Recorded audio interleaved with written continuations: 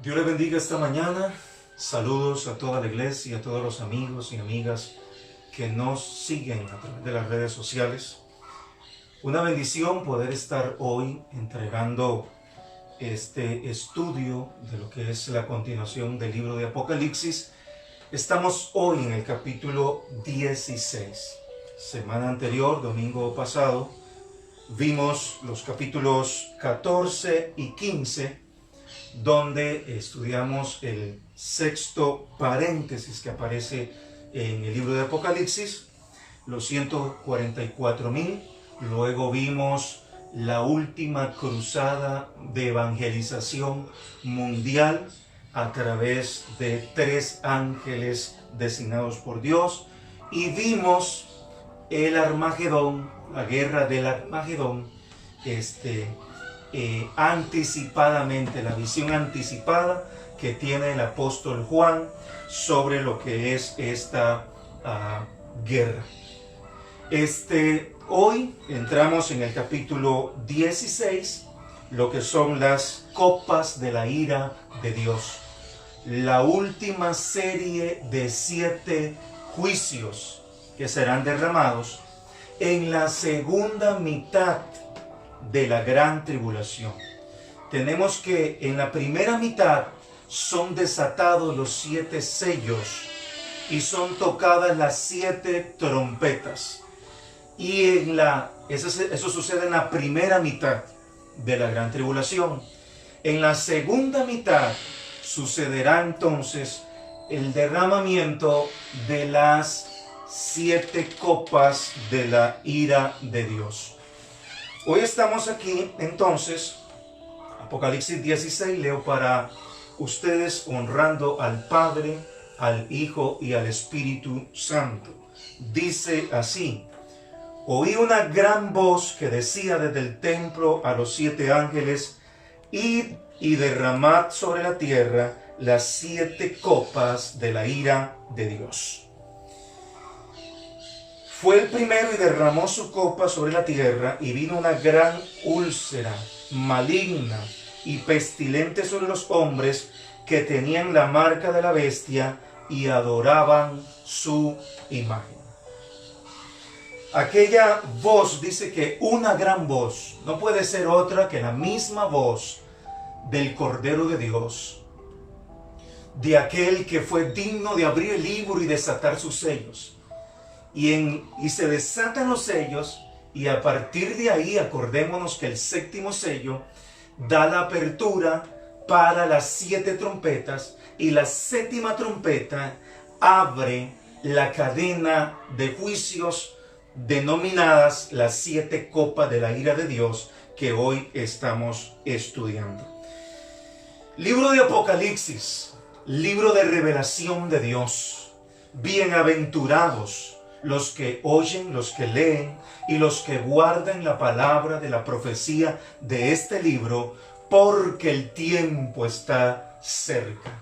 Hay un llamado de Dios, una alerta de Dios, un toque de trompeta de misericordia divina, diciéndole a todos los que escuchan este mensaje, incluyéndome a mí mismo, porque no he terminado la carrera, que el tiempo está cerca, que es tiempo de consagrarnos para Dios, de vivir para Dios, no solo de escuchar, de leer, de predicar, sino de guardar en la mente, en el corazón, las palabras del Señor, el consejo de Dios, los mandamientos del Señor, sus promesas que traen esperanza para nosotros, porque realmente lo que Dios promete, lo cumple. Él ha prometido y dijo en el capítulo 14 de Juan, dice: no se turbe vuestro corazón, creed en Dios, creed también en mí. En la casa de mi Padre muchas moradas hay. Si así no lo fuera, yo lo hubiera dicho. Voy pues a preparar lugar para vosotros. Y si me fuere y os preparare lugar, vendré otra vez y os tomaré a mí mismo, para que donde yo estoy, vosotros también estéis. En el libro de Josué se registra una escritura muy hermosa con respecto a una promesa que se le hizo a Caleb. Caleb tenía 40 años cuando Dios le promete por medio de ellos y le dice: la tierra que has ido a reconocer, esa tierra va a ser tuya. Ahí donde pusiste tu pie será tuyo. Y pasaron 45 años y todavía Caleb no había poseído esa tierra. Y es cuando se la pide a Josué: dame ese monte. Tú escuchaste lo que dijo Moisés aquel día con buenas noticias para el pueblo. 45 años después, Josué entregando aquella tierra que se le ha prometido a Caleb. Aunque duren años, las promesas de Dios se cumplirán. En el caso de Abraham, la promesa de un hijo, del nacimiento de un hijo, en aquella o a través derramadas estas copas de la ira de Dios. Estamos entonces estudiando la semana 70 de Daniel, semana que es de un trato especial de Israel. Es un trato especial de Dios para su pueblo, Israel. La iglesia ya fue arrebatada en un abrir y cerrar de ojos. Antes de que empiece la gran tribulación, la iglesia ha subido al cielo. Hay muchos que se han quedado. Hay muchos que muchos me dirán, dice el Señor en aquel día: en tu nombre echamos fuera demonios, lengua, hicimos esto o lo. Pero el Señor les va a decir: apartaos de mí, nunca os conocí, hacedores de maldad, que de nada sirve nombre de que perteneces a una iglesia, de que te congregas en una iglesia, de que eres un pastor, de que tú lees mucho y te las en toda. De nada sirve eso si eres un hacedor de maldad. Estos hombres echaban fuera demonios, estos hombres hacían cosas en el nombre del Señor, pero aún así el Señor los cataloga.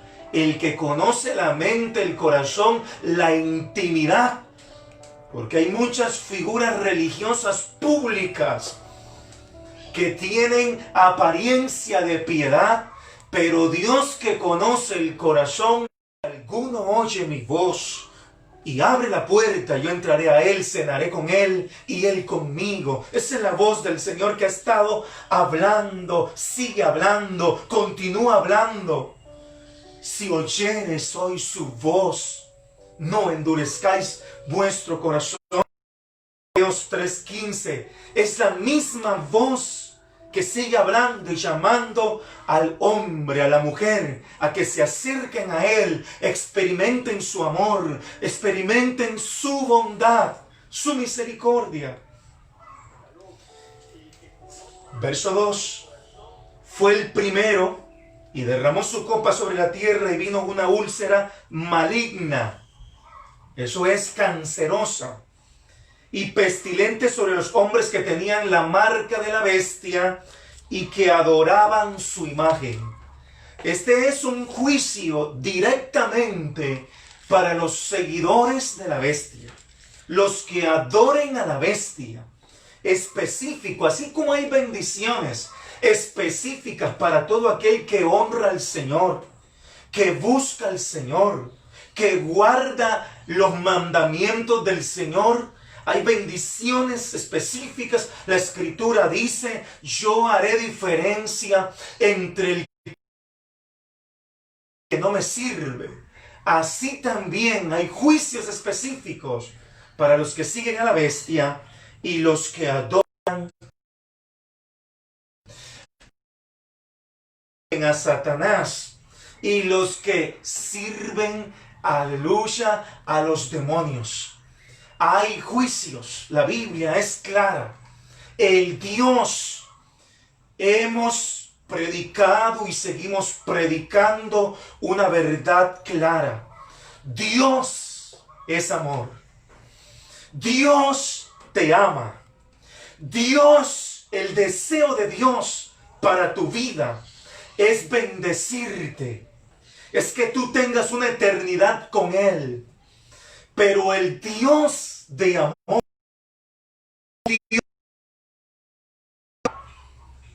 he hecho la analogía de que en este mundo, y aquí en Costa Rica como en muchos sistemas democráticos del mundo, donde hay un sistema o derecho penal y una jurisdicción y jueces penales, al delincuente, homicida, violador, ladrón, estafador, hurtador, todos ellos, y la lista continúa ahí, de todo aquel delincuente cuya conducta está tipificada en un código penal, pues esa conducta es sancionada con pena de prisión, que es lo que Dios de toda justicia impune al culpable. No dejará, y así está escrito, impune al juicio que ha usado la libertad que Dios le dio, su libre albedrío, para hacer el mal y para seguir tras el engaño y su propia mente reprobada. Entonces, esta plaga específica que aparece acá, pues es para los que tenían la marca de la bestia, esa marca que tanto exhibían, sea en su frente o en sus manos, se les va a podrir por el cáncer maligno que habrá sobre su piel. El segundo ángel, verso 3 del capítulo 16, derramó su copa sobre el mar y se convirtió en sangre como de muerto, y murió todo ser vivo que había en el mar. Este juicio es específicamente sobre las aguas saladas. Ya en el capítulo 8, verso 8, cuando se tocó la segunda trompeta, había sido derramado y habían sido heridas la tercera parte de las aguas saladas. Y dice que muchas naves fueron destruidas y muchos seres vivientes del mar fueron destruidos. Pero aquí estamos hablando de la totalidad. Aquella tercera parte de los océanos y de los mares que no habían sido afectadas, ahora están afectadas en su totalidad. Y hay muerte, lo que significará también hambre, más hambre, porque lo que produce el mar, pues obviamente alimenta, no solo por el trabajo que da el mar, sino por los seres vivos, peces que da el mar para la alimentación. Y dice que fue herido. Si tomamos en cuenta que el 71% de lo que es el planeta Tierra cubierta de agua, y el mayor porcentaje es de aguas saladas. Más del 60% de las aguas son aguas saladas y solo el 3.5% aproximadamente son aguas dulces. Entonces, dése cuenta que este es un juicio realmente terrible. de terror. Y aunque hemos sido claros que el libro de Apocalipsis no es un libro solo de terror, hemos dicho de que el libro de Apocalipsis es un libro de victoria, es un libro de triunfo, es una revelación. Y para el que está escuchando, es un libro de oportunidad todavía para prepararse, para servir al Señor, para buscar a Dios con todo el corazón. Verso 4. Juicio sobre las aguas dulces. El tercer ángel derramó su copa sobre los ríos y sobre la fuente de las aguas, y se convirtieron en sangre. Estamos hablando entonces aquí que esto incluye las aguas potables. Habrá entonces más sed en el mundo. Cada vez, y esto es otra de las verdades que tenemos que recordar, cada vez el planeta Tierra se vuelve un lugar más incómodo para vivir. Y aquí tenemos entonces la afectación sobre aguas saladas y sobre aguas dulces. Versos 5, 6 y 7. Y oí al ángel de las aguas que decía: justo eres, oh Señor, el que eras y eres el santo, porque has juzgado todas las cosas. Por cuanto derramaron la sangre de los santos y de los profetas, también tú les has dado a beber sangre, pues lo merecen. También oí otro desde el altar que decía: ciertamente, Señor Dios Todopoderoso, tus juicios son verdaderos y justos. El cielo proclama la justicia de Dios. El hombre de pronto no entiende la justicia de Dios, pero en el cielo, que recuerde que conoce el amor de Dios demostrado a la humanidad, las oportunidades grandísimas que ha tenido el ser humano, la muestra extraordinaria del amor de Dios al dar su Hijo para que todo aquel que en Él crea no se pierda, mas tenga vida eterna, a quien crucificaron, lo aborrecieron, y establece: a los suyos vino, mas los suyos no le recibieron. Le tuvieron, dice el libro de Isaías 53, por herido. Le tuvieron por malhechor. Lo condenaron como un delincuente. Ese amor de Dios desplegado en la cruz del Calvario lo recuerda el cielo, lo recuerdan los ángeles, para en medio del juicio decir: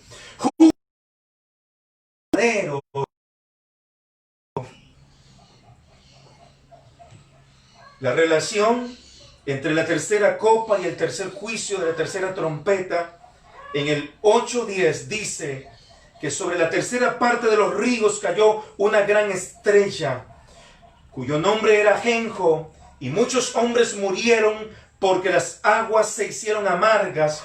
Pero he aquí la totalidad de las aguas potables ahora, o casi la totalidad de las aguas potables, se están convirtiendo en sangre. ¿Qué es lo que sucede entonces entre la ejecución de los juicios declarados en las 7 trompetas y las 7 copas? Lo que tenemos entonces es una amplitud o una muestra más severa de la ejecución de esos juicios. Las 7 trompetas, la segunda trompeta afectó las aguas saladas, una tercera parte, ahora es la totalidad. Se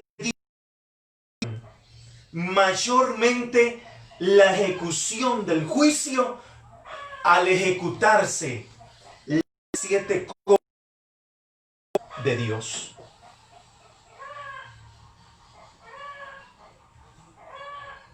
Dice el siguiente: los hombres, verso 9, leo para ustedes. El cuarto ángel derramó su copa sobre el sol, el cual fue dado quemar a los hombres con fuego. Y los hombres se quemaron con gran calor y blasfemaron sobre estas plagas y no se arrepintieron para darle gloria. Tenemos aquí entonces que hacer una relación también, porque en el capítulo 8, verso 10, se habla de que, más bien 8, 12, se habla de la tercera parte de que el sol fue destruida.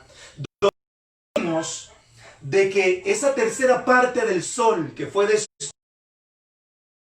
de trompeta, redujo los días, de tal manera que los días ya no eran de 12 horas, sino de 8 horas. O sea, empezaba a las 6 de la mañana y a las 2 de la tarde ya estaba oscureciendo. Días fríos, sombríos. Esta fue la herida que sucedió en el sol al toque de aquella trompeta. Ahora, lo que queda del sol, Dios lo hará o lo acercará o dimensionará. Los 27 millones de grados Celsius que tiene, o Fahrenheit, que tiene el sol, lo dimensionará y hará quemar con ese sol a los hombres. Los hombres se quemaron del gran calor y blasfemaron el nombre de Dios, que tiene poder para estas plagas, y no se arrepintieron para darle gloria. Aquí tenemos que recordar algo. Hay personas endurecidas en su cerviz, en sus pensamientos, en su corazón, que ni aunque vean bendiciones, cuando ven bendiciones, se la atribuyen a la suerte, se la atribuyen al brujo, se la atribuyen a su trabajo, a sí mismos.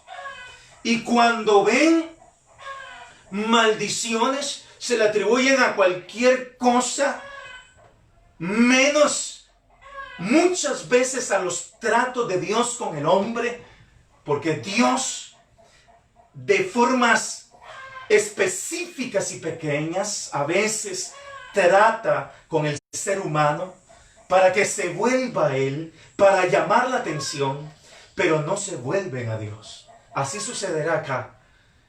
Hay un despliegue de poder, de autoridad y de ira de Dios. De ira de Dios, el Dios del cielo airado y consumando su ira. Porque se registra que en los días de Jesús, cuando llegó al templo, encontró que el templo estaba hecho un mercado, vendían palomas, vendían, era un tema literalmente una subasta. Y el Señor dice que agarró las mesas, las volcó con autoridad y dijo: escrito está, mi casa será llamada casa de oración para todos los pueblos, pero ustedes las han hecho cueva de ladrones. Bueno, eso fue una ejecución de enojo del Señor, de autoridad divina.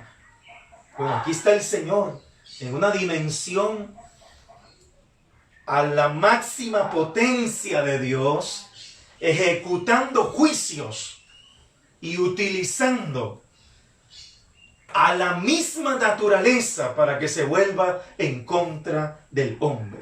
El sol quemando a los hombres, pero no se arrepintieron. No se arrepintieron. Más vale que nosotros cada día podamos ir delante del Señor y podamos decirle: Señor, examíname, oh Dios, y ve si hay en mí camino de perversidad y guíame por el camino eterno, porque necesitamos caminar y vivir para Dios, para asegurarnos una vida llena de la gloria, de la presencia de Dios y lejos del juicio del Señor. Escrito está, Mateo 24, bienaventurados los que sean tenidos por dignos de escapar de la ira del Señor y de aquel gran día. El quinto ángel derramó su copa sobre el trono de la bestia, y su reino se cubrió de tinieblas, y mordían de dolor sus lenguas, y blasfemaron el nombre del cielo por sus dolores, y no se arrepintieron de sus obras. ¿Ah? De tal leño, tal astilla. Los que seguían a la bestia no se arrepintieron, pues tampoco la bestia se arrepintió. Posiblemente hay momentos en que no hay un retroceso, no hay oportunidad para retroceder. El empecinamiento y la dureza del corazón es tanta que hay momentos que el hombre sencillamente se dirige al infierno. Le sucedió a Judas, después de entregar al Señor. Dice que llegó ante los sumos sacerdotes con quien había hecho trato para entregar al Señor, y arrojó las 30 monedas y terminó yendo y se colgó y se reventó, dice. Así terminó Judas. ¿Por qué? Endurecido, empecinado. Nunca creyó al Señor después de 3 años y medio de seguirle, de ver sus milagros, de escuchar su voz. La voz del buen pastor estuvo a pocos metros o centímetros de él, pero él no quiso escuchar esa voz. Bueno, aquí está.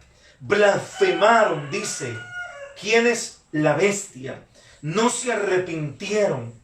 No importaba cuánta misericordia habían visto, ni cuánto juicio estaban. Simplemente decidieron no arrepentirse. El verso 12 dice: el sexto ángel derramó su copa sobre el gran río Éufrates, y el agua de este se secó, para que estuviese preparado el camino a los reyes del oriente. El río Éufrates tiene una gran importancia en la Biblia y en el panorama también profético. El río Éufrates es uno de los ríos que rodeaba o bañaba el huerto del Edén. También el río Éufrates es el río del límite en el oriente al pueblo de Israel en la tierra prometida. Aquí el río Éufrates dice que es secado. El Dios Todopoderoso, el mismo que abrió camino en medio del Mar Rojo y el mismo que abrió camino en el Jordán, ahora está, dice, secando el río Éufrates con sus más de 2.780 kilómetros de extensión que tiene, de largo que tiene este río. Pues Dios lo seca para preparar el camino a los reyes del oriente. ¿Del oriente de qué? A los reyes del oriente de Israel. Los enemigos de Israel, que han sido enemigos de Israel por los siglos, ¿no? Entonces, al oriente de Israel encontramos a China, a India, a Japón. Todos esos países anticristianos en su mayoría y antisemitas o antijudíos. Bueno, estos les está preparando para que lleguen. Y dice el verso 13: y vi salir de la boca del dragón y de la boca de la bestia y de la boca del falso profeta 3 espíritus a maneras de rana. Ante semejante despliegue de poder de Dios y de la ira de Dios, hay una reacción por parte de la Trinidad diabólica.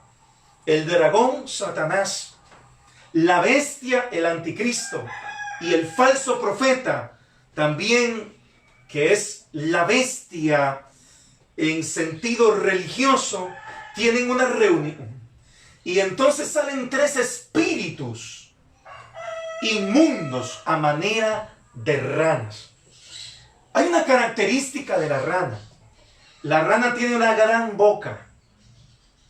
Si hablamos proporcionalmente respecto a su cuerpo, si hay algo que tiene grande la rana, es la boca. O sea, estos serán demonios bocones, esos que hacen promesas extraordinarias, posiblemente aunque nunca las vayan o las piensen cumplir, pero una de esas promesas y posiblemente el mensaje será: hay poder en el anticristo.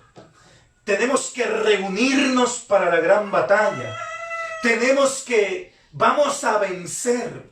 Ya hemos vencido anteriormente a los dos testigos y aunque resucitaron, tuvieron que irse de aquí y no nos siguieron atormentando.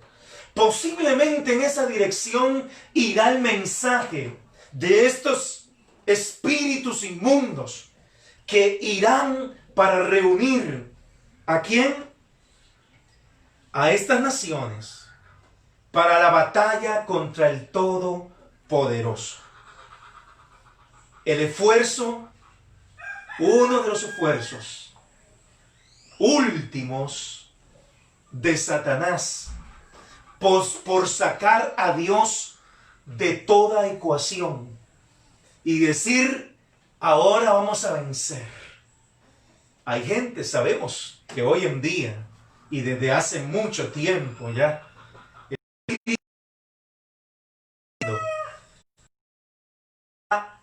sociedades que fueron creadas para defender la palabra de Dios terminan adulterándola, tergiversándola, manoseándola, terminan mintiendo. Es el espíritu de anticristo metido allí. Pues bueno, por ir a pelear de tú a tú contra el Cordero de Dios. Esto es algo que se ha dado por tanto tiempo. En los tiempos de Jesús, el Señor les señaló a los fariseos y les dijo: ustedes invalidan mi ley, poniendo como doctrinas de Dios mandamientos de hombres. Hay muchas organizaciones religiosas que sus dogmas, sus ritos, sus creencias las imponen como doctrinas de Dios, cuando nunca, desde Génesis hasta Apocalipsis, usted nunca va a encontrar el mensaje de Dios. Y tengo que decir que lo que no está en la palabra del Señor, lo que nació en una simple reunión de concilio, por más nombre de secretario, obispo, quien se llame, nunca tendrá la obra divina de Dios. Por lo tanto, a todo esto es lo que el Señor le llama invalidar los mandamientos de Dios con doctrinas de hombres. Por eso la Biblia dice: desead como niños recién nacidos la leche espiritual, no adulterada, porque hay tantas personas que prestan atención aquí, al norte, al sur, al este, al oeste. Le andan prestando atención a cualquier cosa que escuchen, mientras se escuchen que en medio de lo que se dice se menciona a Cristo, se menciona al Espíritu Santo o se menciona a Dios, pero nunca han sido estudiosos de la profecía segura, de la palabra inmutable, del Evangelio de Dios que no cambia. Yo quiero invitarte en esta hora, una vez más, para que te vuelvas a la palabra del Señor, para que seas diligente en escudriñar la palabra del Señor. Cuando escuches a alguien, tengas capacidad para retener lo bueno, y desechar lo malo. Pero hay gente que no tiene esta capacidad, porque simplemente han ignorado el mandamiento del Señor que dice: escudriñad las Escrituras, estudien mi palabra, bendito sea el Señor. Y dice aquí el verso 15: he aquí yo vengo como ladrón. Bienaventurado el que vela y guarda sus ropas, para que no ande desnudo y vean su vergüenza.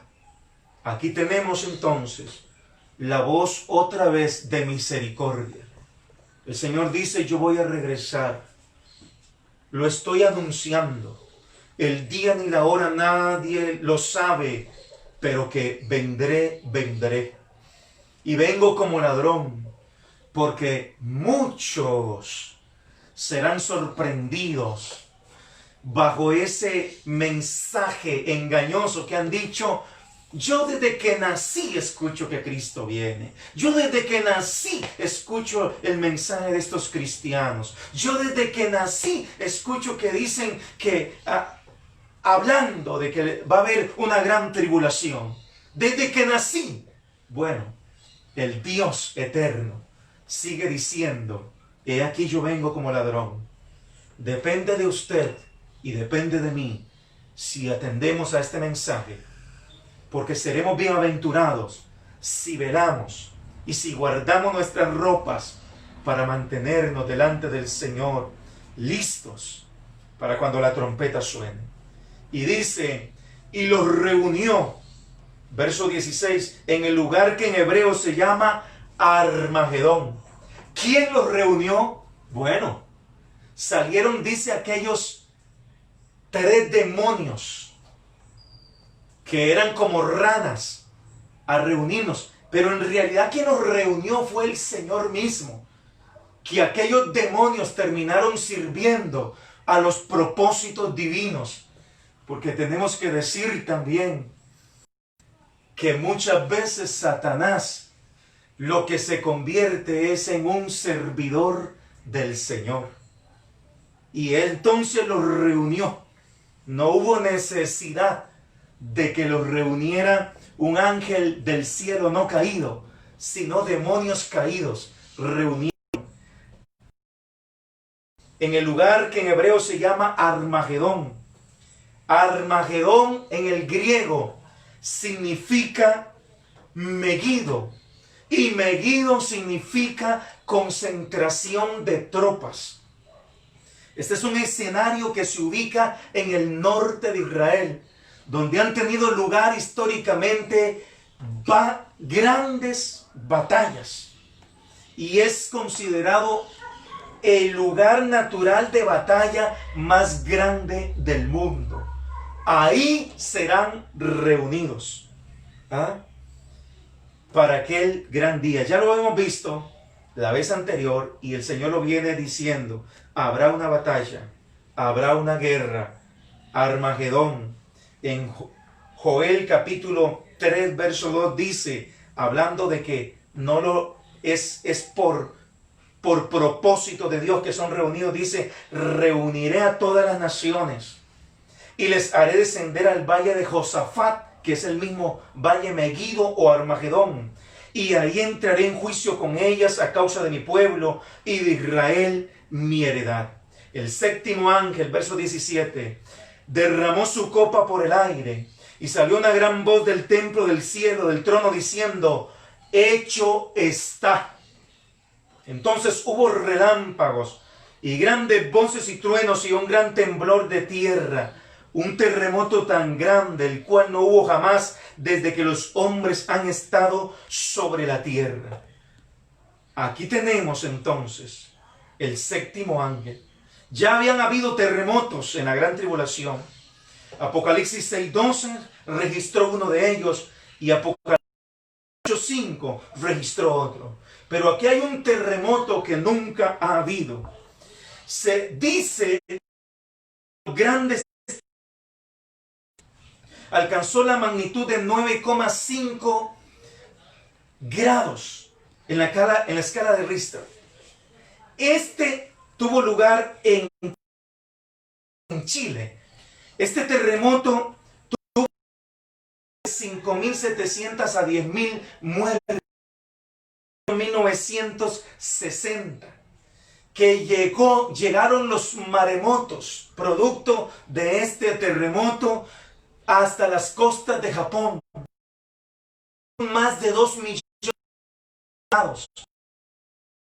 El terremoto que se registra aquí superará cualquier otro que se haya registrado en la Tierra. Pero no digo solo registrado, porque realmente los terremotos en la Tierra han sido registrados desde 1900. De ahí hacia atrás no hay registro de la magnitud de terremotos, aunque existieron muchos otros grandes. Pero aquí la Biblia dice que habrá un terremoto que no ha habido jamás. Y la gran ciudad fue dividida en 3 partes. Y las ciudades de las naciones, estamos hablando de Israel, la ciudad de Israel, Jerusalén, y las ciudades de las naciones cayeron, y la gran Babilonia vino en memoria delante de Dios. Es decir, aquí está un anuncio de lo que entraremos a ver en el capítulo 17 y capítulo 18 de Apocalipsis. Habrá, dice, y vino a la memoria del Señor la gran Babilonia, porque ha estado hecho la consumación de los juicios, desplegada en aquella serie de juicios, 7 sellos, 7 trompetas, 7 copas de la ira de Dios, para darle el cáliz del vino del ardor de su ira. Y toda isla huyó, y los montes no fueron hallados. Y cayó del cielo sobre los hombres un enorme granizo como el peso de un talento. Escuche, esto es tremendo. Un talento son 34 kilogramos. Pues así de tamaño va a ser las piedras del granizo. Y otra vez los hombres blasfemaron contra Dios por la plaga del granizo, porque su plaga fue sobremanera grande. Bendito el nombre del Señor. Hasta ahí las 7 copas de la ira de Dios. Entramos en lo que es entonces el capítulo 17, que habla de la condenación de la gran ramera. Por todos es sabido que Dios le llama a su pueblo Israel su esposa, que a la iglesia le llama la novia del Cordero, pero que aquí hay una mujer a la que se le llama la gran ramera. Un día fue iglesia, pero se prostituyó. Un día fue esposa o fue novia del Cordero, pero se prostituyó y comenzó a fornicar con los reyes de la tierra. Y esto se remonta a la historia. Entonces, no estamos hablando, o no está hablando aquí la palabra de un lugar geográfico que se llama Babilonia, porque la Babilonia o Babel, que aparece en Génesis capítulo 10, fundada por Nimrod, no es lo que aparece acá geográficamente, pero sí el sistema religioso fundado desde entonces, que se ha transmitido a través de imperios y a través de las generaciones. Nimrod era un hombre soberbio delante de Dios, o sea, oponiéndose a Dios. Este también era cazador de hombres. Este hombre contrajo matrimonio con una mujer que se llama Semiramis I. Cuando Nimrod muere, Semiramis tiene un hijo que se llamó Tammuz. Ella reclamaba que Tammuz había sido concebido divinamente sin haber tenido ella relaciones con un hombre. Y reclamaba también que Tammuz era la reencarnación de Nimrod. Entonces, aquí comienza a pedirse adoración, a exigirse adoración para el niño, para Tammuz, como para la mujer. Y terminaron adorando tanto al uno como al otro. Y adoraban incluso más a la mujer. A través de la historia se vino dando de tal manera que el nombre de Nimrod tuvo una mutación y comenzó a llamarse Baal. Ya en la época de los judíos, del pueblo de Israel asentado, usted encontrará que uno de los mayores tropiezos y uno de los mayores pecados, y a lo que Dios le llama fornicación y le llama adulterio en el sentido espiritual, era cuando Israel se contaminaba y levantó altares a los Baales en el pueblo de Israel. Y el profeta Elías diciéndoles: ¿hasta cuándo claudicaréis vosotros entre dos pensamientos? Si Jehová es Dios, servidle, y si Baal, vayan en pos de él. Y comenzó aquí a transmitirse, y luego llega a Babilonia todo este sistema. ¿Cuál sistema? Ese machote ya implantado de una mujer con su niño en brazos, exigiendo adoración, y que los pueblos y los reyes y las naciones se inclinaban a ella. Ya para el tiempo de Pablo